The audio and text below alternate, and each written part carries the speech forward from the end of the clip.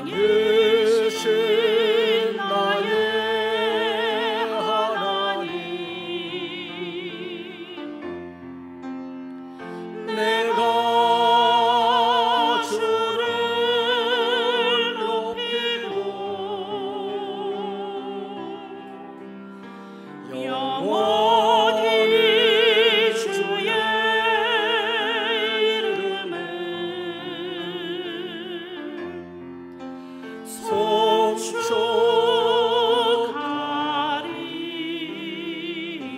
송축하리이다. 왕이신 나의 하나님, 내가 주를 높이고 영원히 주의 이름을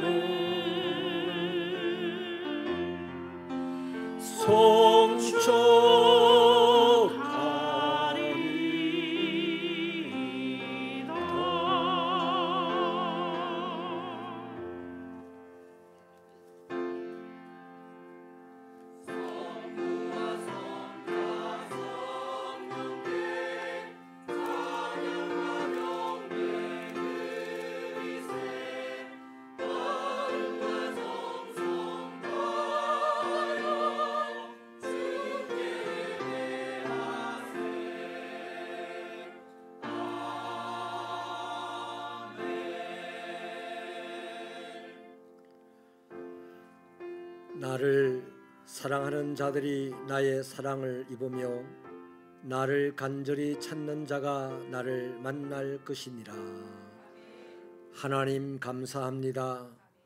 우리를 사랑하셔서 독생자 예수님을 십자가에 내어주시고 그 십자가에서 죽으심으로 우리를 죄와 사망에서 건져내시고 살려내셔서 오늘 또 하나님을 아버지라 부르며 주께서 기뻐하시는 길을 걸어갈 수 있도록 인도하여 주심을 감사합니다. 때로는 우리가 연약하여 넘어지고 쓰러져 엎어질지라도 우리를 포기하지 아니하시고 아버지의 이름을 위하여 바른 길로 이끌어 가심을 감사합니다. 하나님, 이날 거룩한 주일로 지키며 아버지 하나님이 정하신 거룩한 장소 거룩한 시간에 우리가 아버지의 부름을 받고 달려와 예배를 드리고자 하오니 이곳에 오셔서 영광을 받아 주옵소서. 예수님 이름으로 기도하옵나이다.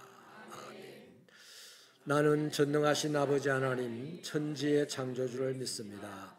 나는 그의 유일하신 아들 우리 주 예수 그리스도를 믿습니다. 그는 성령으로 잉태되어 동정녀 마리아에게서 나시고 본디오 빌라도에게 고난을 받아 십자가에 못 박혀 죽으시고 장사된 지 사흘 만에 죽은 자 가운데서 다시 살아나셨으며 하늘에 오르시어 전능하신 아버지 하나님 우편에 앉아 계시다가 살아있는 자와 죽은 자를 심판하러 오십니다. 나는 성령을 믿으며 거룩한 공교회와 성도의 교제와 죄를 용서받는 것과 몸의 부활과 영생을 믿습니다.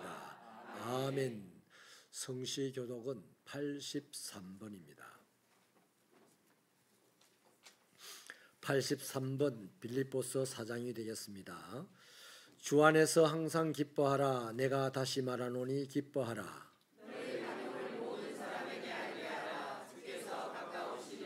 아무것도 염려하지 말고 다만 모든 일에 기도와 간구로 그리하면 모든 지각에 뛰어난 하나님의 평강이 끝으로 형제들아 무엇이든지 참되며 무엇이든지 경건하며 무엇이든지 옳으며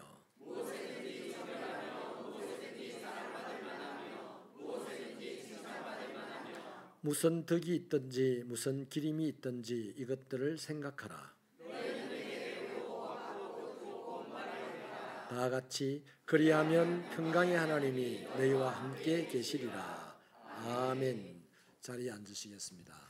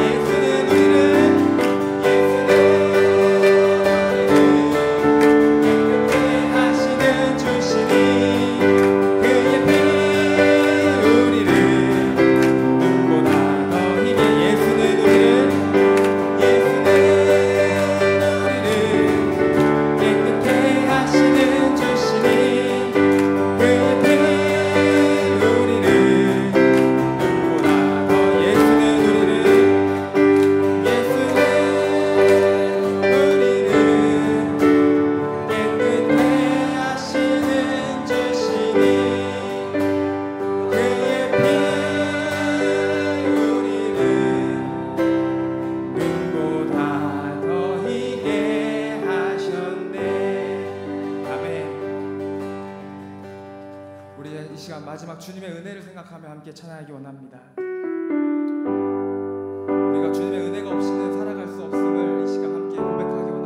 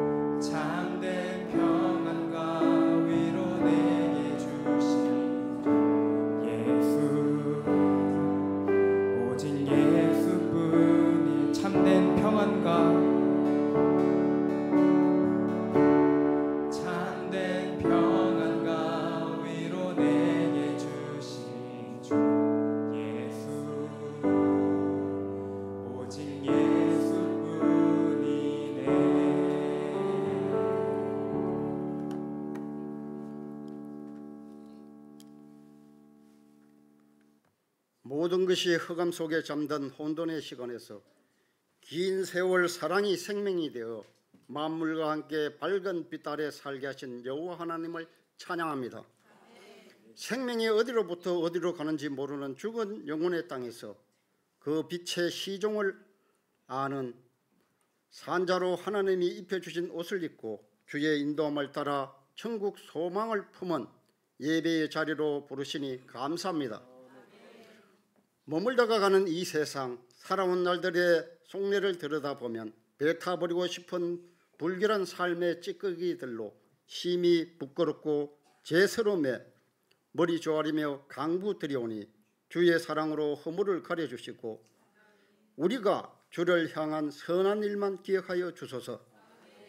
자연의 순리를 무시하며 정복하고픈 인생들의 지혜와 지식이 이룬 문명의 바벨탑을 쌓을수록 만물을 눈아래로 보는 교만함에 자연이 인간을 향한 응징의 전철을 보이기에 크고 두려운 날이 오기 전에 비극적인 종말을 막을 수 있게 주의 지혜와 자비를 간청드립니다. 폭염과 폭우의 기후처에는 무분별한 자연자원을 가용 까닭이요 생명을 기시 여기지 않는 전쟁은 나누고 받은 복에 감사하지 못한 욕심 때문이며 땅을 흔드는 지각활동은 만물이 어울려 평화로이 살라는 명령에 순종치 않는 하늘의 진노요, 범세계적인 코로나 감염은 언제든지 유사종들의 재발로 우리의 삶의 자리가 위태로울 수 있다는 하늘의 경고, 인간 육신의 편리와 안락을 위한 가도한 욕망이 우리의 생존을 위협함을 깨달아 알게 하소서. 만물 곧 자연을 창조하신 하나님을 경외하고 은혜를 간구드리며 다가올 자연재앙의 심각성에 긴장하며 모래와 자만의 굴레에서 벗어나 겸손으로 자연 질서에 순응하고 미래를 살피는 인생들로 깨어나게 하소서. 공동번영과 평화로운 세상을 지향하는 인류의 꿈이 사랑 없는 갈등과 반목의 분열과 다툼으로 확전되고 인간의 힘으로 화학과 평안의 난제를 해결할 능력도 지도자도 없는 혼돈의 시대에 사람을 창조하신 하나님의 크신 능력에 기대어 간구드리오니 토탄에 빠진 인간 세상을 구원의 큰 은혜를 주시어 주 안에 모두가 하나 되며 평안 속에 번영을 누리게 도와주소서. 보이지 않는 손길로 반만년 긴 세월 참으며 살아남긴 우리 민족을 사랑하시면은 우리를 통해 주의 깊은 뜻을 이루는 계획이 있음을 믿습니다.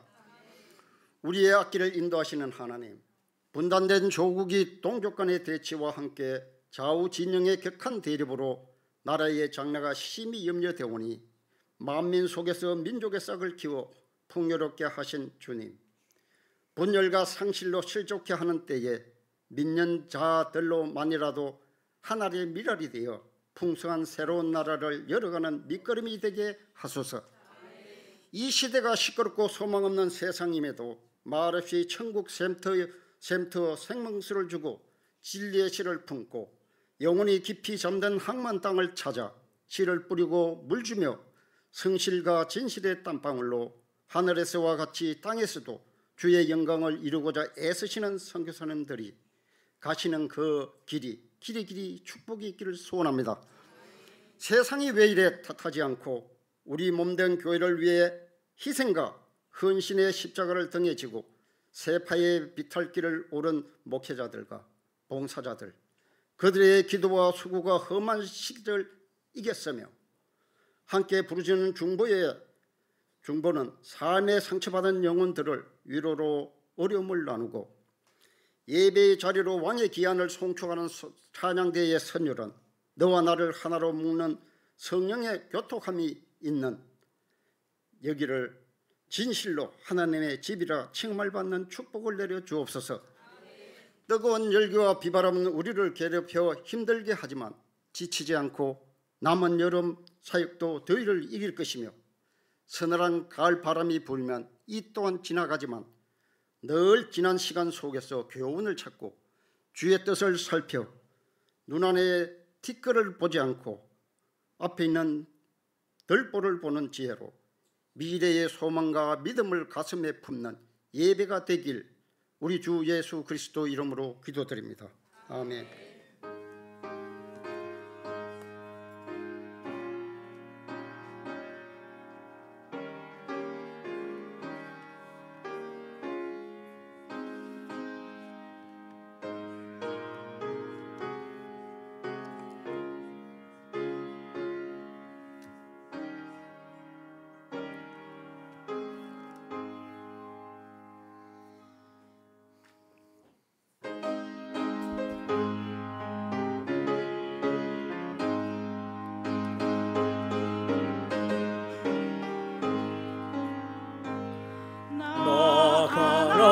땅 귀한 속에 들어가려고 내 무거운 짐 벗어버렸네. 죄 중에 다시 방황할 일 전혀 없으니 저 생명 시냇가에 살겠네. 길이 살겠네. 나 길이 살겠네. 저 생명 시냇가에 살겠네. 길에 살겠네. 나 길이 살겠네. 저 생명 시냇가에 살겠네. 그 불과 구름 기둥 너로 인도하시니 나 가는 길에 형통하겠네. 그 요단강을 내가 지금 건너 후에는 저 생명 시냇가에 살겠네. 길에 살겠네. 나 길에 살겠네. 저 생명 시냇가에 살겠네. 길에 살겠네. 나 길에 살겠네. 저 생명 시냇가에 살겠네. 주린 영혼 만나로서 먹여주시니 그 양식 내게 생명 되겠네. 이후로 생명 양식 주와 함께 먹으며 저 생명 시냇가에 살겠네. 길이 살겠네. 나 길이 살겠네. 저 생명 시냇가에 살겠네. 길에 살겠네. 나 길이 살겠네. 저 생명 시냇가에 살겠네.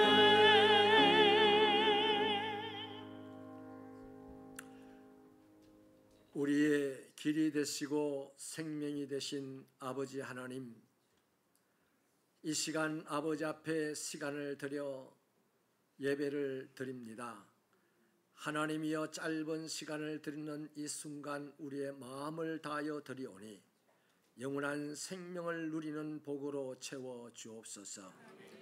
하나님이여, 험한 세상을 살아가면서도 아버지 앞에 몸을 구별하고 달려와 몸을 들여 헌신하오니 이 시간 아버지 하나님, 주 예수님의 피 묻은 손으로 우리의 몸을 어루만지셔서 강하고 담대하게 세상을 살아갈 수 있도록 건강의 은사를 허락하여 주시옵소서. 아버지 하나님이여, 우리의 영혼을 아버지 앞에 드리오니 하나님 거룩하게 하셔서 이 땅에 십자가의 공로로 나아가 하나님의 나라를 세우는데 얼마든지 쓸모가 있는 우리의 영혼이 되게 하여 주옵시고, 세상의 수많은 시련과 세파들과 능히 견디고 싸우고 이겨낼 수 있도록 힘을 주시고 은사를 주시옵소서. 하나님 아버지, 수고하고 얻어진 물질을 구별하여 아버지 앞에 11조와 감사 예물과 선교 장학 예물과 1000번째 기도의 제물과 가정재단을 쌓고 드린 예물과 건축 예물과 또 전쟁과 기근 가운데 부모를 잃어버린 채 슬피 우는 어린 영아들을 생각하며 드리는 예물이 있습니다. 하나님이여, 하나님을 사랑하여 예물을 드립니다. 하나님이 우리를 위하여 아끼지 아니하신 것처럼 우리도 우리 물질을 아끼지 않고 아버지 앞에 드립니다. 아버지 하나님의 말씀을 쫓아서 하나님의 백성답게 예물을 드립니다. 하나님, 이 예물 하나하나 다 받으시고 하늘문을 활짝 여시고 땅의 문을 활짝 여셔서 기름진 것과 신령한 것으로 넘치도록 부어 주시옵소서. 사랑하는 종들이 땅에 사는 동안 아버지의 뜻을 이루는데 물질의 궁핍함이 없게 하여 주시고 얼마든지 나누어서 가난한 자를 부하게 만들고 또한 병든 자를 치료하고 죽은 자를 살려내며 특별히 아버지를 떠난 자들을 불러 모으기에도 부족함이 없는 물질의 거부들이 되도록 이 시간 복을 내려 주옵소서. 아버지 하나님의 교회를 구석구석에서 섬기는 종들이 있어서 저들의 섬김을 통하여 오늘 우리가 편하게 예배를 드립니다. 하나님, 천군 천사를 동원하여서 하늘의 철장 권세로 저들을 돌보시고 이끄시고 그리하여 저들의 가정이 평안이 넘치며 웃음꽃이 활짝 피는 천국 가정이 되도록 축복하시고 저들의 직장과 사업터가 아버지의 복음과 선교를 위해서 날마다 형통하게 하여 주옵소서. 아버지 하나님, 주의 말씀을 들으려고 합니다. 하나님의 말씀에 굴복하고 세상을 이겨내는 자로 서게 하여 주시옵시며 마지막 때에 하나님의 나라에 건축가들이 될 수 있도록 축복하여 주옵소서. 예수님 이름으로 기도하옵나이다.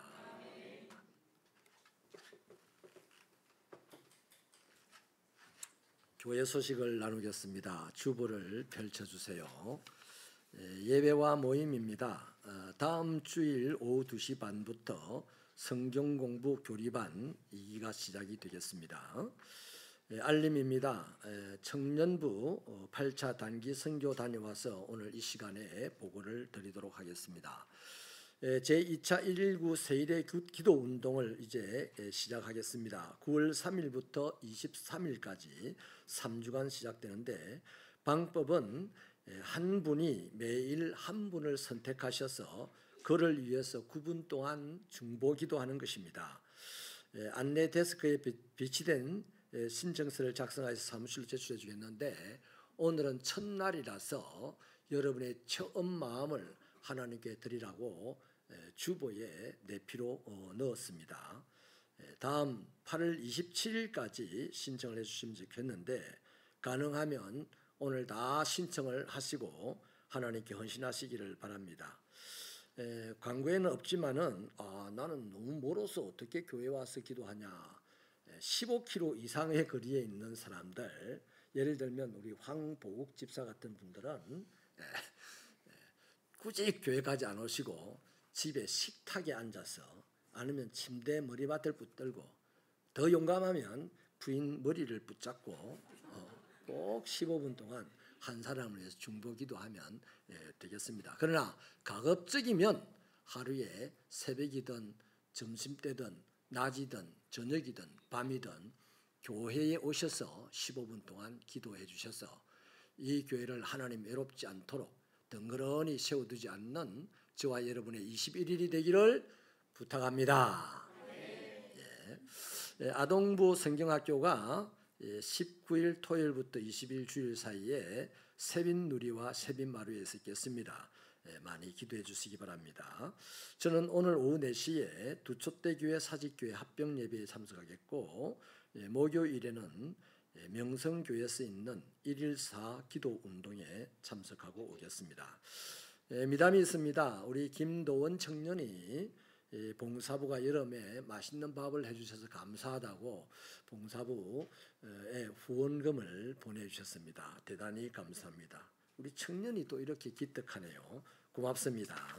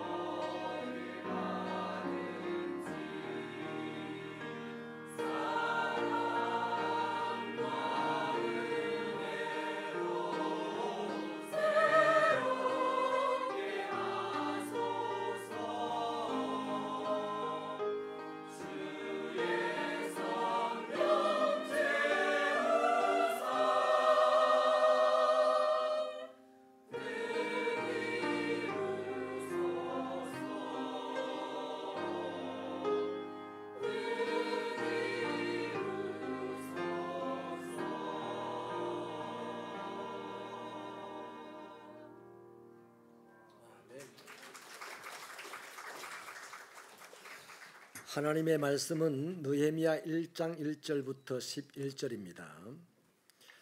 느헤미야 1장 1절부터 11절은 구약 성경 727페이지에 있습니다.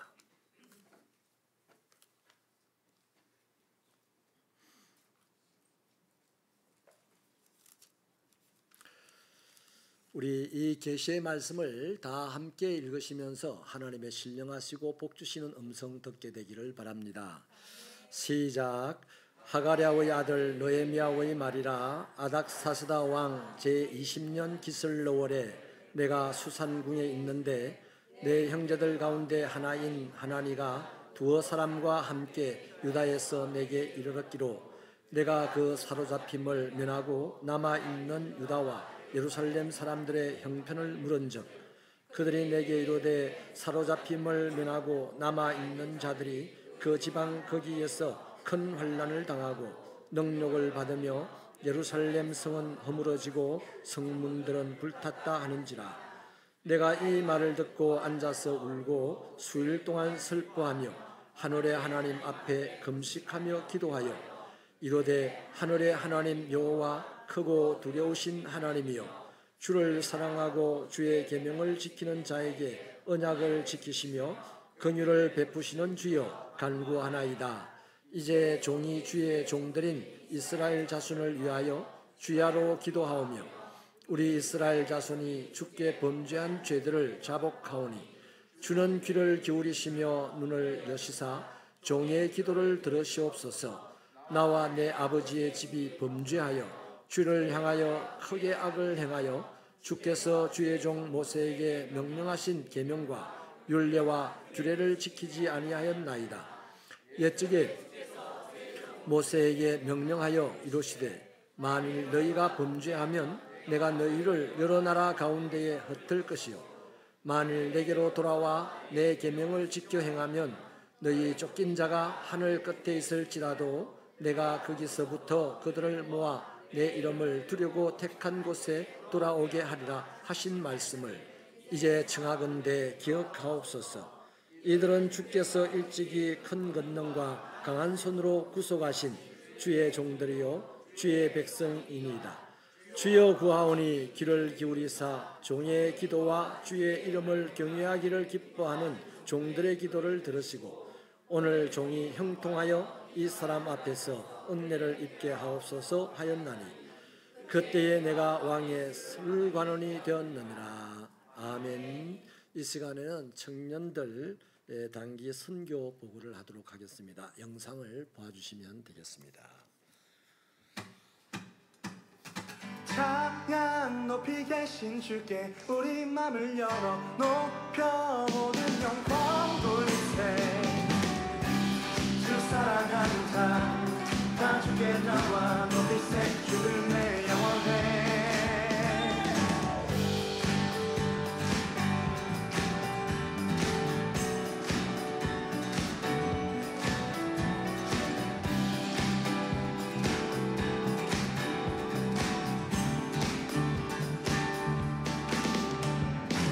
주 나와 함께 하시니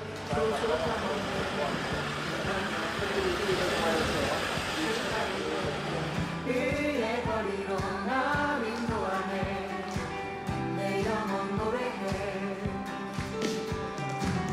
어느 길 걸어갈 때에 난 노래하네. 주 나와 함께 하시니 나 두려워하네.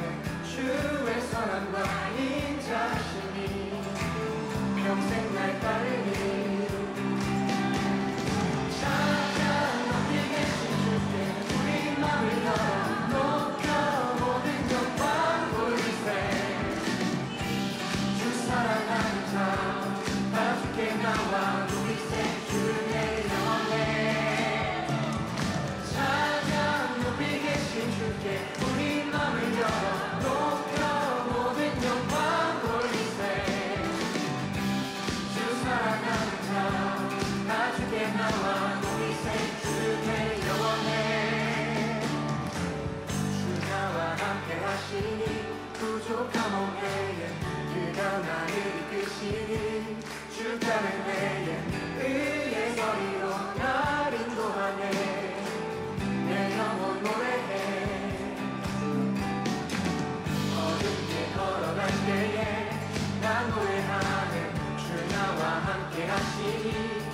나 두려움 없네 주의 선함과 인자하심이 평생 날 따르리 찬양 높이 계신 주께 우리 맘을 열어 높여 모든 영광 돌리세 주 사랑하는 자 다 주께 나와 우리세 주를 내 영원해 찬양 높이 계신 주께 우리 맘을 열어 높여 모든 영광 돌리세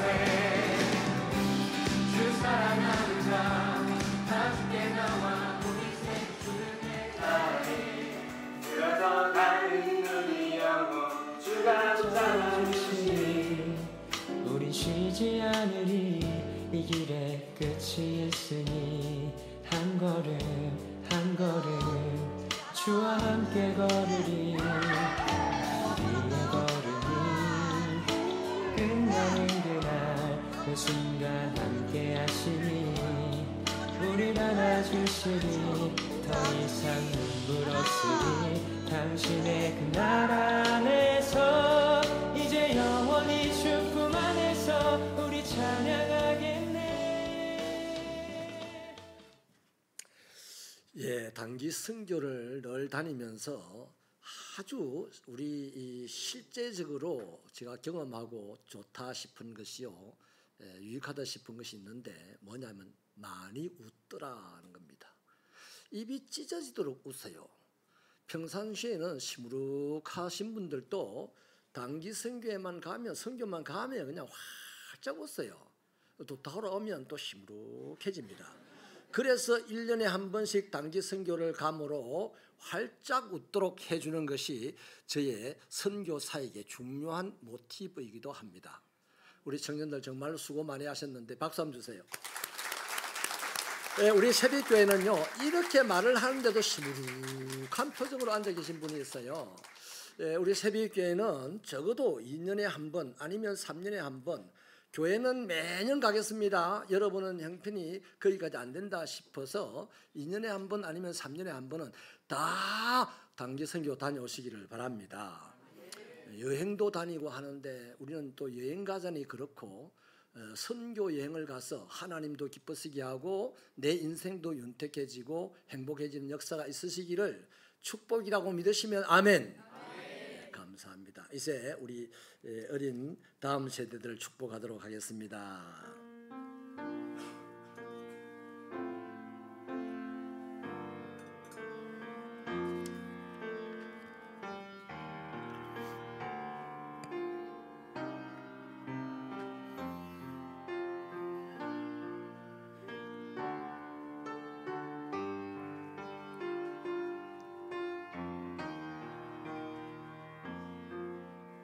얘들이요 지금은 조금 민망하기도 하고 해서 잠깐 시무룩한 표정이지만은 세월이 지나면 우리나라를 환하게 밝힐 표정 좋은 선남 선녀들이 될 줄 믿습니다. 우리 기도하시겠습니다. 하나님 감사합니다. 진심으로 감사합니다. 이 무더운 여름날에도 아버지 하나님의 집을 찾아와서 우리와 동등한 마음으로 동등한 자격으로 하나님을 예배할 수 있게 되니 진심으로 감사합니다. 하나님이 우리 다음 세대들 유건이, 유민이, 유이, 하진이, 담이, 차은, 찬우, 하은이, 민재 이 모든 친구들 어린 시절 하나님의 사랑 속에 자라게 하셔서 키가 자라고 몸이 자라고 지식이 자랄 때마다 사람들에게 칭찬받고 하나님께 사랑받는 능력 있는 인재들이 되도록 축복하여 주시옵소서. 하나님이여 성진이 태이숨이 다하니 아버지 많이 자랐습니다. 갓 태어났을 때부터 지금까지 살폈던 아이들이 이렇게 건장하게 자랐습니다. 하나님 감사합니다. 더욱 아버지 하나님의 은혜 속에 잘 성장하여 나라를 짊어지고 가기에 부족함이 없는 인재들이 되게 하여 주옵소서. 이들이 학교 생활할 때 사회생활할 때 친구 관계 속에 설 때에 하나님이여 악한 세력들이 틈타지 못하도록 하나님의 불꽃 같은 눈으로 지켜주시옵시고 하나님 철장 권세 속에 보호하여 주시옵소서. 예수님 이름으로 기도하옵나이다. 아멘. 우리 축복의 박수 보내겠습니다.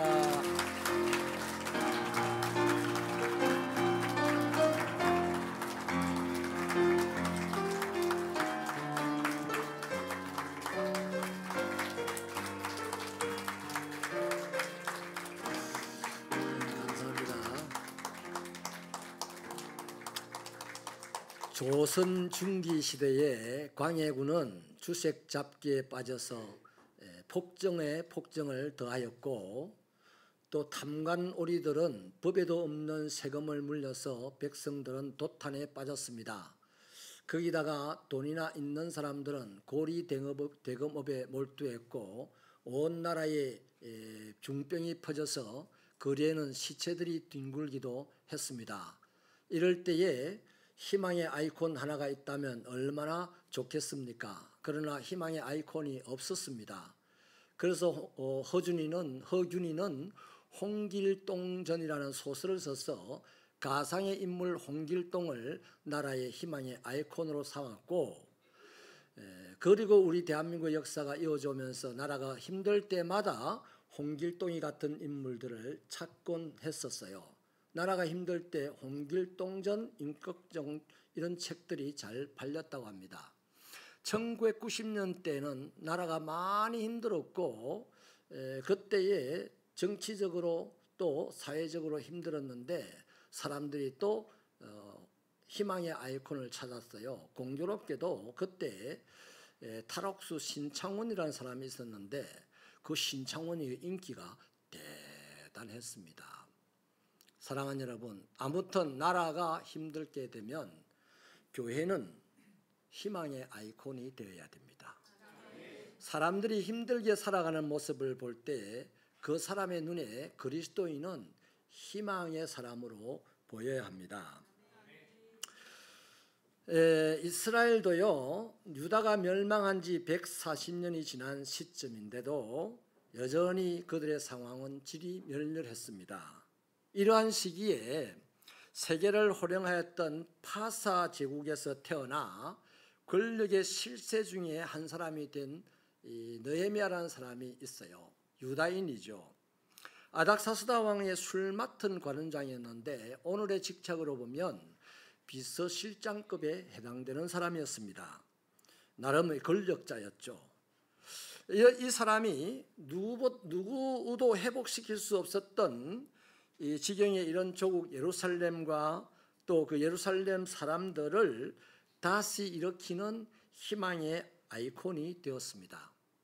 근데 이 사람 하나님의 사람이었는데요, 유다인이니까 하나님을 믿는 사람이죠. 근데 이 유대인 느헤미야라는 사람에게는요, 한 나라를 살릴 만한 희망의 아이콘이 될 수 있는 특별한 신앙의 능력이 있었습니다. 오늘 저는 이 사람에게서 발견되는 이 특별한 신앙의 능력 두 가지를 여러분에게 말씀을 드리려고 하고, 이유는 이 어려운 한국 사회 속에서 이 시대의 새빛교회와 또 새빛교회 그리스도인들이 희망의 아이콘으로 자리 잡게 되기를 바라서 이 말씀을 드립니다. 여러분, 느헤미야에게 특별한 신앙의 능력이 두 가지였는데, 하나는 느헤미야에게 공감하는 능력이 있었습니다. 오늘 이 어려운 시대에는요, 어려운 시대와 그 사람들에게 희망의 아이콘이 되려면 공감 능력이 있어야 됩니다. 4절 5절 말씀을 우리 힘차게 같이 읽어주시겠습니다. 시작.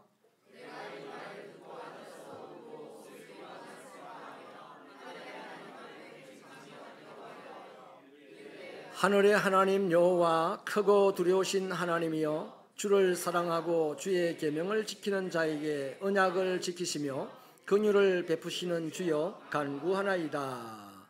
아멘. 앞서 말씀을 드린 대로 느헤미야는 왕의 최측근 비서관으로 꽤 권력 서열이 높은 사람이에요. 마침 조국 예루살렘에서 동생 하나니가 유대인 두 사람을 데리고 느헤미야를 찾아왔었습니다. 이 하나니가 1차 포로기한 아니면 2차 포로기한 때에 예루살렘으로 귀환했던 사람이었는지, 아니면 원래 지금도 페르시아에 살고 있는데 유랑삼아 예루살렘의 형편을 살펴보러 갔었는지는 알 수 없지만, 아무튼 유대인 두 사람을 데리고 느헤미야를 찾아왔습니다. 그때 느헤미야는 이들에게 유다 예루살렘의 형편을 물었죠. 그들에게 들은 소식이 참담하였습니다. 큰 환난을 당하고 있고 능욕을 받으며 예루살렘 성은 허물어졌고 성문은 불에 탔다는 소식입니다. 자, 조국의 이 소식을 들었던 느헤미야의 반응이 어떻습니까? 우리가 읽어본 대로 앉아서 울고 수일 동안 슬퍼하였습니다. 그리고 금식 기도를 했다고 합니다. 솔직히 여러분, 느헤미야는 페르시아에서 태어난 이민, 정확하게 말하면 포로 2세대입니다. 어릴 적에 포로로 잡혀온 아버지의 삶이 말할 수 없이 척박했겠죠. 아버지의 이름이 뭡니까? 하가라입니다. 근데 아버지 이름이 하가라의 뜻은 하나님이 막았다는 뜻입니다. 하나님이 어둡게 했다라고 하는 뜻입니다. 하나님이 어둡게 해서 갈 바를 알지 못했다는 게 바로 느헤미야 아버지 하가라라는 이름의 뜻인데, 그렇다면 느헤미야의 할아버지의 그 삶의 시절, 140년 전 삶의 시절이 어떻겠습니까? 왕은 폭정을 행하고 부자들은 고리 대검업을 하고 탐관 오리들은 세금을 강제로 먹이고 백성들의 시체는 길바닥에 나뒹굴던 그 시절입니다. 그때에도 하나님의 사람들은 그 땅에 태어나서 내가 이 땅에서 하나님의 축복을 받고 잘 되어버리라 열심히 살았겠죠. 그런데 잘 되기는커녕 하나님의 백성들이 잘 되기는커녕 굶어 죽게 생겼어요. 그래서 이 하가라라는 이름을 지은 느헤미야 할아버지가 하나님이 우리의 길을 막았다, 하나님이 우리의 가는 걸음을 어둡게 했다 하는 뜻으로 자식의 이름을 하가라로 지었으니 얼마나 힘들었겠어요. 그 자식이 태어나서 그 땅에서 전쟁에 실패함으로 살지 못하고 바벨론으로 포로가 되어가고, 그래서 나라가 또 페르시아 제국으로 바뀌었습니다. 이 와중에 어린 아이 하가라가 남의 땅에 가가지고 포로로 살면서, 노예로 살면서 얼마나 살기가 어려웠겠어요. 그런 사람의 자식으로 태어난 사람이 느헤미야입니다. 느헤미야가 이 지위에까지 올라올 때는 수없이 많은 죽음의 위협을 당했을 것이고, 엄청나게 공부도 열심히 했을 것이고, 또 하나님 내 가는 길을 도와주십시오 하고 기도도 엄청나게 했을 겁니다. 그죠? 그래서 이 지위에까지 오르게 되었는데요. 여러분, 현재 시점은 자신의 나라, 느헤미야 자신의 나라는 페르시아입니다. 조국 고향은 예루살렘이지만은 자신의 나라 페르시아가 이스라엘의 포로들을 해방하고 고국으로 귀환할 수 있도록 2번이나 기회를 주었어요. 거기다가 성전을 짓도록 했고 나라의 기틀을 잡을 수 있도록 물질의 후원까지 하였습니다.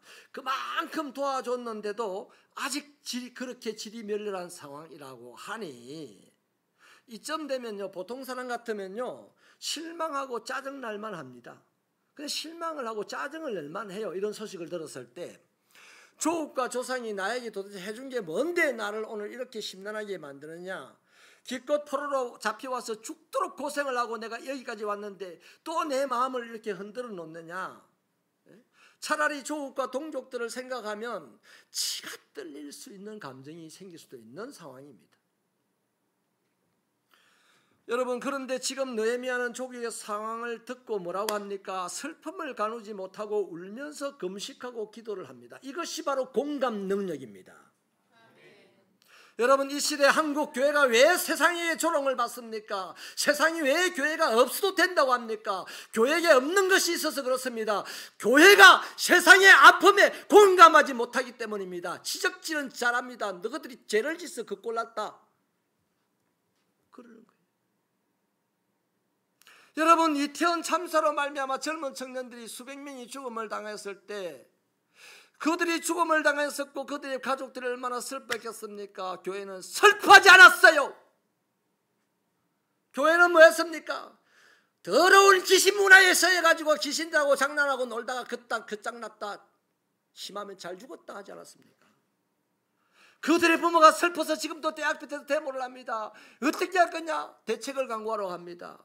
그 죽음, 자식이 잘못해서 죽은 거는 맞아요. 왜 집구석에 빨리 안 들어가고 돌아다녔을까? 그런데 그들이 어쨌든 그들의 귀한 자식이 죽어서 슬퍼하는 그들의 대학 끝에 앉아서 괴로워할 때, 데모할 때 시원한 아이스크림 하나 사주는 교회가 있습니까? 여전히 욕을 하고 있어요. 뭐 때문에요? 교회가 신앙이 없어서가 아닙니다. 우리가 믿음이 없어서가 아닙니다. 우리가 이 시대의 아픔에 대한 공감 능력이 없기 때문에 정죄만 하는 겁니다. 여러분, 교회 안에 공감 능력이 살아나기를 바랍니다. 특별한 신앙, 한 나라의 아픔에, 한 개인의 아픔에 희망이 될 수 있는 특별한 신앙은 공감 능력이 있다는 것입니다. 저는 우리 새빛교회 안에 이런 공감 능력이 있기를 축원합니다. 사랑하는 여러분, 인간의 역사를 보면요, 문제가 발생하면 반드시 그 문제로 말미암아 한동안 괴로움의 역사가 시작됩니다. 그때마다 자세히 보세요. 똑똑한 사람들, 정권을 잡은 사람들, 교회 지도자들은요, 그 괴로움의 이유가 무엇인지 찾는 데 혈안이 됩니다. 그리고 그 괴로움의 이유가 이것이야라고 답을 내리는데 아우성을 칩니다. 그래서 시끄럽습니다. 우는 사람 옆에서 함께 울어주면요, 조용합니다. 나는 우리 교회 안에도요, 시끄러운 교회 되기를 원치 않습니다. 우리 교회가 잠잠히 하나님의 뜻을 이루며 거대한 물줄기를 만들어가는 그런 신앙, 그런 교회 되기를 축원합니다. 그러려면 공감 능력이 있어야 돼요.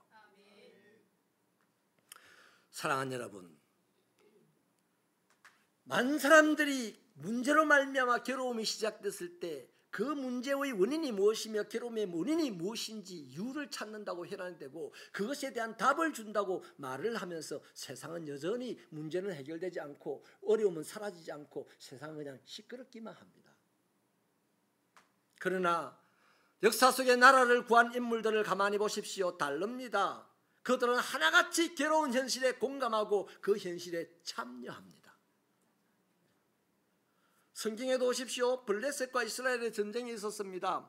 다윗은 전쟁에 참여할 나이가 아니 되어서 형들이 전쟁에 간 것이 안부를 궁금해하는 아버지 심부름으로 전쟁터의 현장에 가보았습니다. 현장의 상황은 사울 왕과 그 이스라엘의 내도란 용사들은 다 골리앗이라는 이 장수 앞에 무서워 질겁을 하고 바위 뒤에 숨어 있었습니다. 자, 바위 뒤에 숨어 있는 이 사울 왕이나 이스라엘 용사들의 마음의 감정이 어떻겠습니까? 전 딱 하나라고 봐요. 하나님이 저 골리앗을 어찌 좀 안 해주나? 이 마음 하나 가지고 숨어 있었을 겁니다. 거기서 뭐 급한데 뭐 주여 우리가 잘못했습니다 이런 했겠습니까? 그냥 급한 마음에 하나님 저 못된 자식 어떻게 좀 안 해줍니까? 이런 감정을 쓸 텐데요. 그게 다윗을 가만히 보십시오. 다윗도 동일한 감정이었을 겁니다. 다윗이 성경에 보면 사울 왕이 돼가지고 무슨 절에 숨어있다는 소리 안 합니다. 자기 형들 보고 싸움 잘하는 용사라고 부름을 받아가지고 왜 목숨 걸고 안 싸우고 그렇게 숨어있냐 비난하지 않습니다.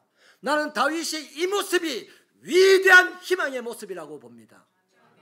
딱 차이 나는 건 한 가지입니다. 다윗도 똑같이 하나님이 저 골리앗을 어찌 좀 안 해주나 라고 하는 감정을 가지고 다른 점이 있다면 그 골리앗 앞에 하나님 이름으로 나갔었다는 것이 달랐던 점입니다. 골리앗과 싸움은 했지만은 골리앗과 싸우지 않는 사람을 비난하지 않았다는 얘기예요. 나 우리 새벽교회가 이런 다윗의 지혜를 배우기를 축원합니다. 내가 하나님의 일을 하면서 하나님의 일 안 하는 사람 비난하지 마세요. 그건 똑같아요. 일하는 사람이 안 하면 똑같아요. 하나님의 일을 할 때 남을 비난하지 않고 하나님 일을 할 때 그 사람이 바로 그 공동체의 희망입니다. 사랑하는 여러분, 이뿐이 아닙니다. 예레미야 3장 48절에 보면요, 예레미야는 이스라엘이 멸망할 날을 바라보면서 말을 듣지 않더니 잘됐다 이놈들아, 꼴 좋다, 그래 죽어 자빠져 봐라, 맛을 봐야 알지, 뭐 이러지 않았습니다. 예레미야가 그렇게 하나님의 말씀으로 돌아오라고 외쳤는데 아무도 말을 안 듣고 지 맘대로 갔어요. 그래서 나라가 망하게 됐을 때 예레미야는 뭐라고 말하냐면 딸 내 백성의 파멸로 말미암아 내 눈에 눈물이 시내처럼 흐른다 그랬어요. 비난하지 않았어요. 아파했어요. 누가복음 14장 41절에 보면 예수님도 예루살렘 성을 보면서 우셨다고 했는데 마침 예수님이 예루살렘이 멸망할 것을 생각하면서 미리 가슴이 아파서 울었어요. 그 실제로 AD 70년에 예루살렘에 멸망을 하잖아요. 이렇듯 예수님도 그 말 안 듣는 세상을 향한 공감하는 마음이 있었습니다. 말 안 듣는 걸 공감하는 것이 아니라 말을 안 들은 나머지 고통을 당하게 될 그 아픔에 대해서 공감했다는 겁니다. 다 역사 속에 위대한 일을 하고 크고 작은 공동체를 세우는 희망의 사람들은 전부 다 공감하는 능력이 탁월했습니다. 오늘 교회는 공감하는 능력을 잃어버렸습니다.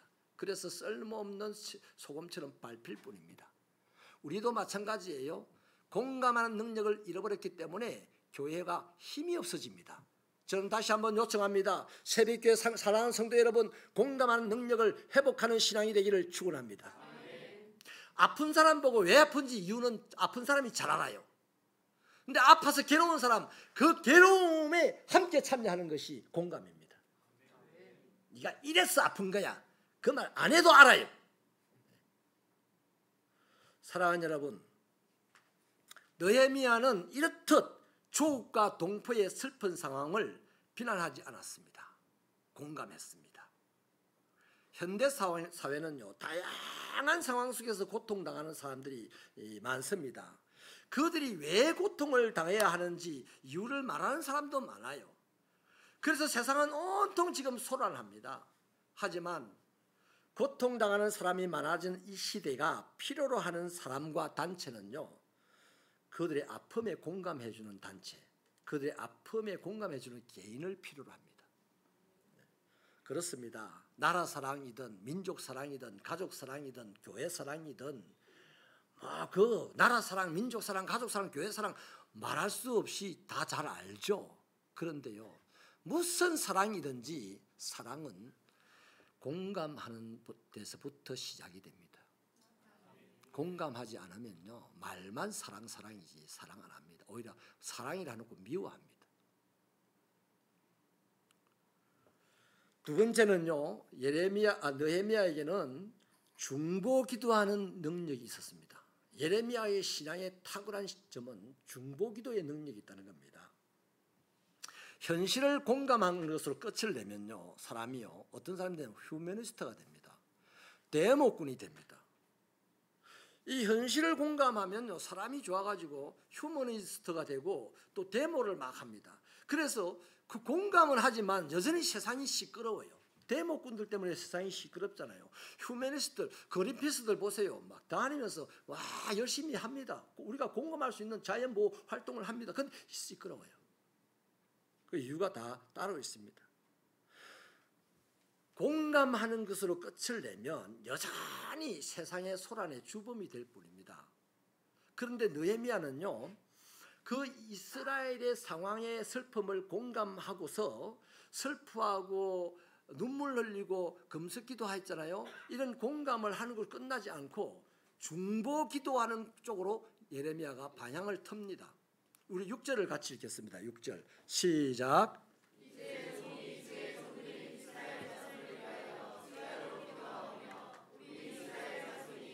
범죄한 죄들을 자복하오니 주는 귀를 기울이시며 눈을 여시사 종의 기도를 들으시옵소서. 나와 내 아버지의 집이 범죄하여. 여러분 여기 보니까요, 분명하게 말하기를 이제부터 이스라엘 자손을 위하여 기도하겠다 이렇게 말합니다. 거기다가 주야로 기도하겠다라고 합니다.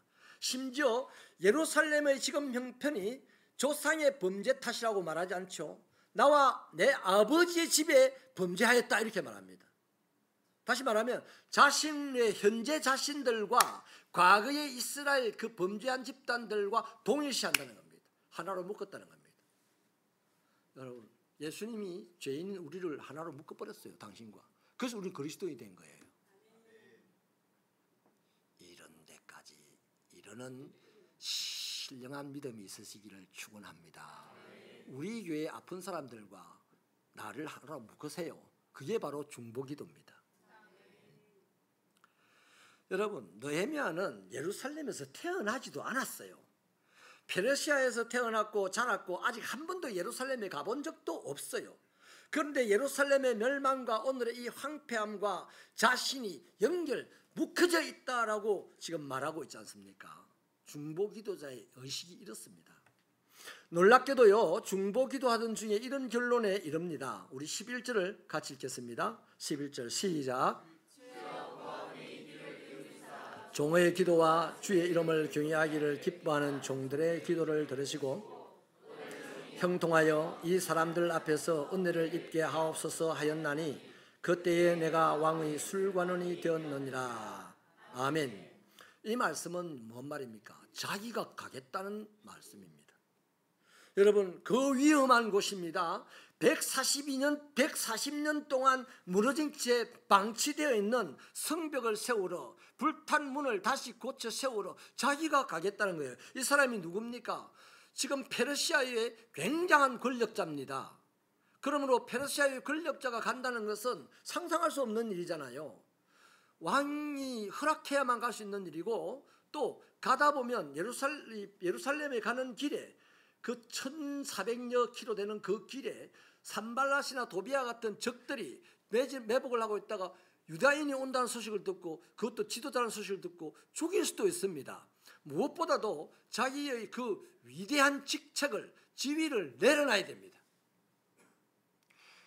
자기와 별로 관계도 없고 돌아보면 치가 떨리는, 자기가 그렇게 죽도록 고생하게 되는 원인이 되는 그 고향 땅을 세우겠다고 오늘 자기의 그 대단한 지위, 목숨 걸고 만들어놨던 지위도 내려놓고 생명의 위협도 내려놓고 그곳을 살리러 가겠다고 나섰어요. 누가? 중보기도 하다가. 예레미야가 지금까지 어떤 기도했겠습니까? 살고 싶어서 주님 도와주세요 기도했을 것이고, 또 취직을 하고 싶어서 주님 도와주세요 기도했을 것이고, 관직의 높은 자리에 올라가고 싶어서 열심히 하면서 기도했을 겁니다. 주님 저 좀 도와주세요, 주님 저 좀 도와주세요. 그 자리에 왔어요. 그 자리에 와서 보니까 이 예루살렘 소식을 듣게 되고, 예루살렘을 위해서 이제 중보기도로 기도를 전환하니까 하나님 별 대꾸를 안 해. 대답을 안 해. 기도는 열심히 예루살렘을 어떻게 하면 좋겠습니까? 슬피 울며 금식하며 가슴을 치며 그렇게 기도하는데 하나님이 대답을 안 하니까 슬슬 하나님의 대답이 해석이 되집니다. 네가 가라 하와이, 네가 가라 예루살렘, 이렇게 자기 안에 들리는 거예요. 그래서 그걸 거부할 수 없는 겁니다. 기도자의 위대한 능력이 바로 이겁니다. 바로 이것이 바로 희망의 아이콘으로 전환되는 지점입니다. 그래서 이 느헤미야가 하나님께 기도하기를, 주여 제가 가겠사오니 이 사람 페르시아 왕 아닥사시다에게 은혜를 받아 길이 열리게 하여 주십시오 그랬더니 하나님이 대번에 응답을 해줍니다. 그게 결과가 2장 이후에 나오는데요. 아닥사시다 왕이 언제 돌아올래 약속을 받고 허락을 해줍니다. 빨리 돌아오나 하고 허락을 해주는 거예요. 갈 때 군대를 붙여줍니다. 또 가는 곳곳마다 담화문을 먼저 붙이게 해가지고 이 느헤미야를 해치지 못하도록 합니다. 또 엄청나게 돈도 줍니다. 가서 잘 지으라고. 그래서 무사하고 안전하고 영광스럽게 자기 고향에 가가지고요, 140년 동안 해결하지 못했던 그 일을 2년도 아니고 1년도 아니고 52일 만에 짠! 하고 해결했습니다. 할렐루야! 이렇게 하나님은 살아있습니다. 하나님은 살아서 하나님의 마음에 합한 신앙을 가진 자가 누구인지 봅니다. 하나님의 마음에 합한 신앙은 이 어려운 시대에 희망의 아이콘이 되는 신앙입니다. 희망의 아이콘은 두 가지입니다. 이 아픔과 고통받는 세대들과 공감하는 겁니다. 여러분, 나 요즘 텔레비를 보면 무자비한 걸 많이 봅니다. 중학생이 뭐 고딩 음반가 그런 거 그 중학생 이팔 청춘 아닙니까? 어린 아이들이 막 이성에 대한 호기심이 있고 이성이 좋아지고 뭐 그렇게 서로 사랑을 하다가 아기를 가져버렸어요. 그런데 부모가 뭐랍니까? 나가 죽어라! 틀린 말은 아니죠. 대가리 피도 안 마른 것이 그딴 짓이나 하고 공부해야 될 때 공부 안 하고 나가 죽어도 싸다 하는 말을 하는 거죠. 뭐 나가 죽기를 바라서 그랬겠습니까? 화가 나가지고 책망한 거예요. 비난한 거예요. 온 세상이 지를 비난하고 애기 가진 자기 자신도 자기를 비난하는데 아버지 엄마까지 자기를 비난하니 나가 죽어버리지. 근데 뒤집어서 한번 생각해 보십시오. 지금 자기 자신도 미워 죽겠어요. 내가 어쩌다가 이렇게 돼가지고 이런 낭패한 일이 생겼나 이럴 때 엄마가 따라 참 안 좋은 일이지만 이런 일이 너에게 일어났구나. 그래도 내가 있다. 따라합시다. 내가 있다. 너무 걱정하지 마라. 이래주면 그 아이가요 죽지는 않아. 애 낳고 잘 살고요. 더 아름다운 인생이 될 수도 있어. 근데 어떻게 그래 해결점을 잘 알아서 나가 죽어라. 나가 죽으면 해결되나? 지 평생 가슴을 흡입하고 아플 거면서. 사랑하는 여러분, 그렇게 이 느헤미야는 비난하지 않고 그들의 잘못에 대한 결과로 온 슬픔에 공감했고 그들을 위해서 중보 기도하다가 결국 자기가 그 문제를 해결하고 나가겠다 하니 하나님이 하늘 문을 활짝 여시고 땅의 문을 활짝 여시고 하늘에 있는 신령한 것으로 복을 주시고 땅에 있는 기름진 것으로 복을 주시고 안 받고 싶은가 보네. 그래서 막 뒤에서 후 하고 불어주니 느헤미야는 남들이 140년 동안 못하는 일을 52일 동안에 해치우잖아요. 나는 이런 역사가 우리 새벽교회에 일어나기를 주님의 이름으로 소원합니다. 소원합니다. 여러분, 목회자의 눈으로 볼 때요, 이건 제가 앞으로 한 서너 번 더 드릴 말씀인데요, 우리나라를 지금 이 시대에 우리나라를 슬픔과 폐허의 위기로 몰고 가는 현실적인 문제가 제 눈에는 다섯 가지로 보입니다. 첫째 문제가 뭐냐면 전쟁의 위협입니다. 지난주에요, 김정은이가 북한 사람들을 대고 전쟁을 할 수 있는 모든 준비를 다 해라 이렇게 했어요. 그게 뉴스에 나왔어요. 지금 미국에서 핵 항공모함이 옵니다. 핵 잠수함이 이미 들어왔다 갔어요. 핵을 쏘는 잠수함이. 한국에 농사 짓거나 하는 세부치 말고 전쟁을 위한 세부치가 지금 모여들고 있어요. 이거는 전쟁이 일어날 엄청난 위기가 지금 왔다는 거 아닙니까? 두 번째는요, 세계 경제가 너무나 불확실합니다. 이것도 큰 위기죠. 세 번째는요, 저출산으로 인한 인구 절벽에 지금 섰습니다. 그러니까 인구가 차츰 줄어드는 게 아니고 이렇게 줄어드는 점에 와가지고 툭 떨어져서 없어질 가능성이 있어요. 지금 중고등학생이 우리나라에 9만 명밖에 안 돼. 10만 명이 안 돼. 옛날에 저희 때는 중고등학생이 103만 명인가 했어요. 그만큼 차츰 오다가 이제 탁 떨어졌다 이 말이에요. 그 인구 절벽이 엄청난 위기를, 우리를 슬프게 하는, 외롭고 고통스럽게 하는 위기로 몰고 올 거다 이 말이에요. 네 번째는요, 환경 오염으로 인한 기후 재앙들이 계속해서 일어날 겁니다. 이번에 우리 보았잖아요. 태풍이 한 번도 이번처럼 이렇게 지나간 적이 없어요. 나라를 딱 중간을 쪼개듯이 올라갔잖아요. 마지막으로 가장 큰 위기가, 가장 큰 슬픔을 몰고 올 수 있는 위기가요, 교회의 쇠퇴입니다. 교회가 쇠퇴하고 있어요. 지금 우리 통합척교단이 9,000개가 조금 안 되는가 그래요.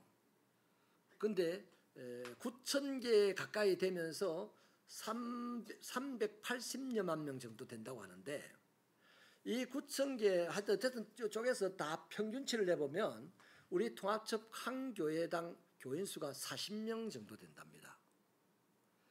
그리고 이렇게 자립을 하고 우리 교회가 한 11% 정도 안에 들어요.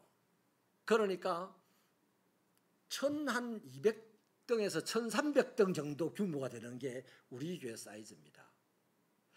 그러니까 여러분, 이게 숫자적으로는 별로 그렇게 깊게 안 와닿을지 모르지만 실제적으로는요, 너무나 심각합니다.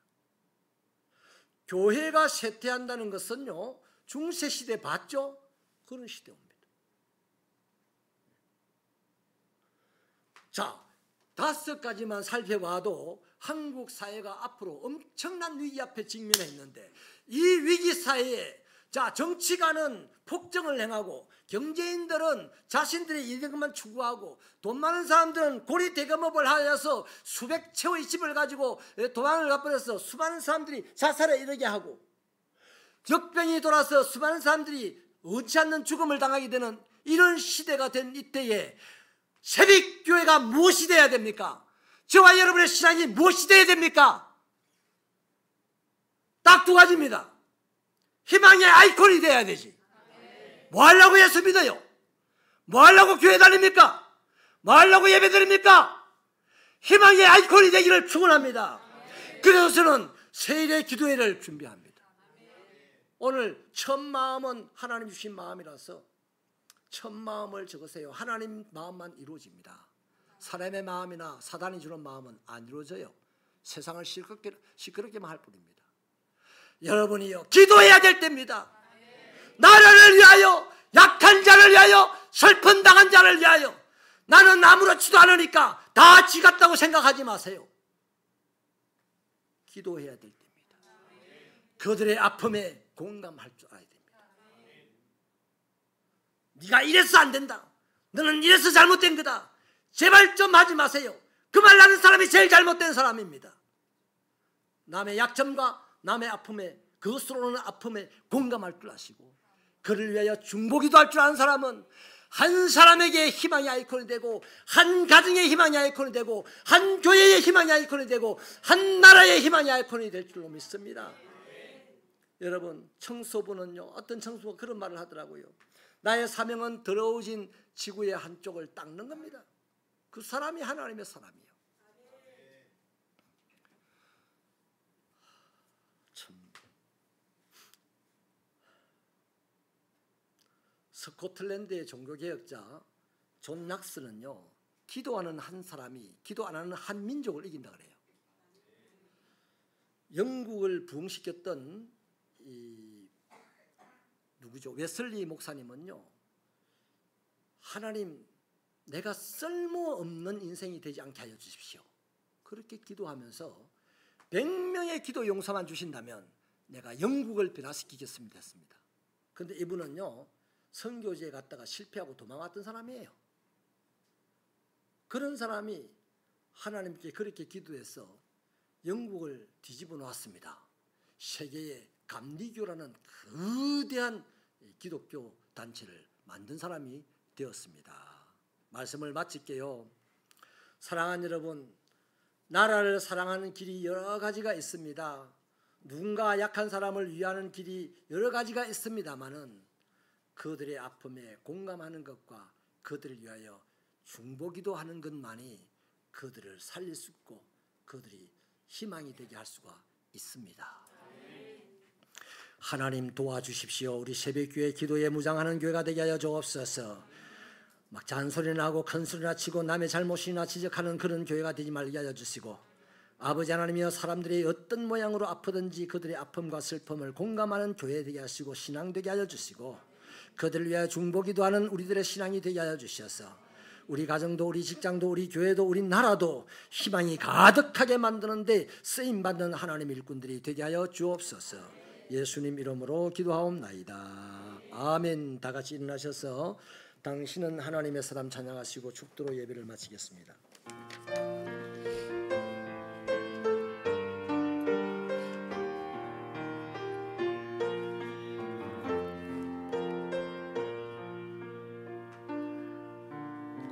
주님의 은혜로 살아가는 당신의 모습이 참 아름다워요. 주님의 사랑을 나누어 주는 당신의 모습이 너무 아름다워요. 하나님을 감동시키고 세상을 변화시키네. 당신은 이 세상에 배려한 사람, 하나님이 좋아하는 사람, 당신 때문에 어두운 세상이 사랑으로 가득 차지요. 당신 때문에 하나님께서 동영광 받으시지요. 말씀에 순종하며 살아가는 당신의 믿음이 참 아름다워요. 주님이 맡긴 사명 감당 잘하는 당신의 모습이 너무 아름다워요. 하나님을 감동시키고 세상을 변화시키네.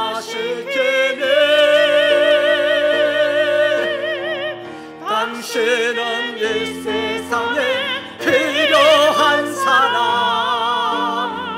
하나님이 기뻐하는 사람. 당신 때문에 어두운 세상이 찬양으로 가득 차지요.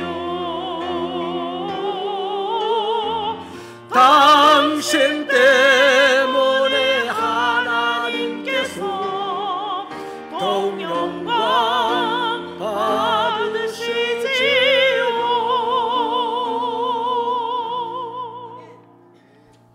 주 예수 그리스도의 은혜와 하나님 아버지의 사랑과 성령님의 감화 감동 교통 충만 깨닫게 하심의 은사가 오늘 또 예배를 드리고 하나님의 말씀을 들어 그리스도인으로서 이 무너져가는 시대에 희망의 아이콘이 되고자 저들의 아픔에 공감하며 저들을 위하여 중보 기도하는 자로 교회를 든든히 세우고 하나님의 나라를 세우는 아름다운 신앙, 멋있는 신앙이 되기로 다짐하고 나가는 종들의 머리 위에 저들의 가정과 직장과 사업터와 자녀들의 인생길 위에 박홍 세빛교회의 사역 위에 영원히 함께 하시기를 축원하옵나이다.